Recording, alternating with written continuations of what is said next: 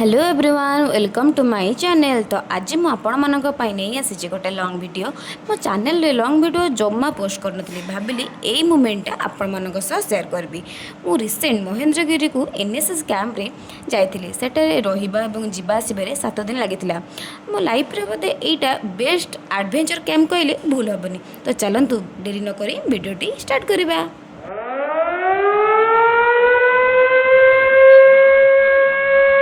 जेहेतु मो घर कटक तो दहीबरा खाई मो जर्नी स्टार्ट कली।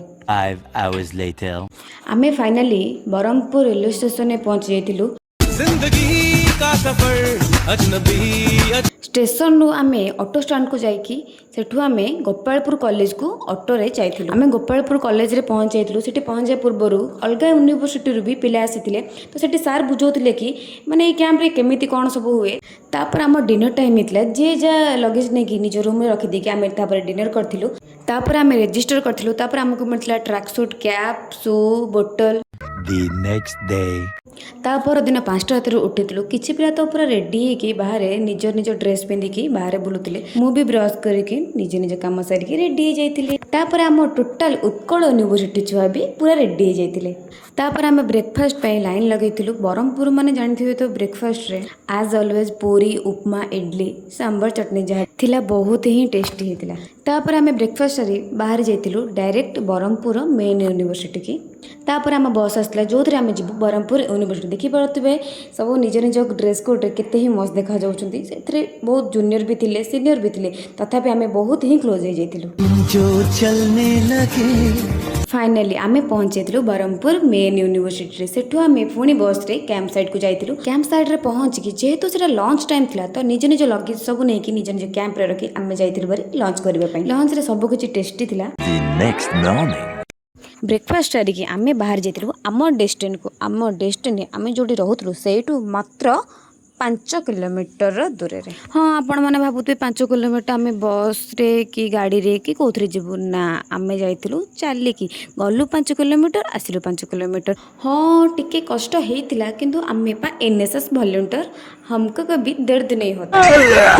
फाइनली 2.5 घंटार संघर्ष पर आमे पहुंची जाइतिलु महेंद्रगिरी रो हिल टॉप रे। तापर सब वॉलंटियर माने पूरा बिछी होगी सफाई कार्यक्रम आरंभ कर देथिले।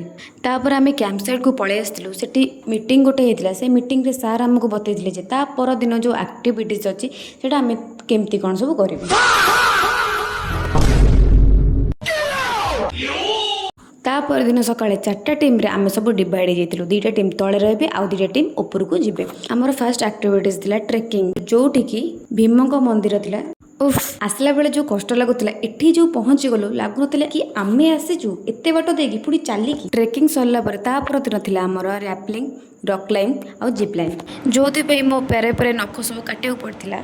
द लास्ट नाइट तापर लास्ट नाइट रे कल्चरल प्रोग्राम थिला जो कि मु डांस करथिली। ए जो मु डांस करूची जो गीत रे सेटा एक्चुअली मु भाबिथिली कि सेटा बिहू माने आसामी मानकर किंतु से सॉन्ग टा थिला बेंगोली। आमको जो ट्रेनिंग दोथिले सर मैम से माने समस्त बेंगोली थिले और से माने मो डांस देखि बहुत ही खुशी जाइतिले कारण से मान को गीत थिला ना तो से मान को बुझा पड़तो कि को गीत कोन। तापर हमर कैंप फेरेतिला जो कि हमें बहुत ही डांस कलु मस्ती कलु और मजा कलु। फाइनली आसी गला से मुहूर्त एही जगह को छाड़ी के जिबर तो समस्त हम बैकपैक करके गोटे जगह थोई दिथिलु। तापर हमें फॉर्म गोटे फिलअप करथिलु। तापर सर्टिफिकेट और मेडल दिया हेतिला समस्त को। तापर आम बस रे बस निज निज घर अभिमुखे बाहरी पड़थिलु। जदि ये वीडियोटी भल लागिथिबो ताले गोटे like share comment and subscribe करने को जमारू भूलिबेनी। तो रहुछि जय जगन्नाथ।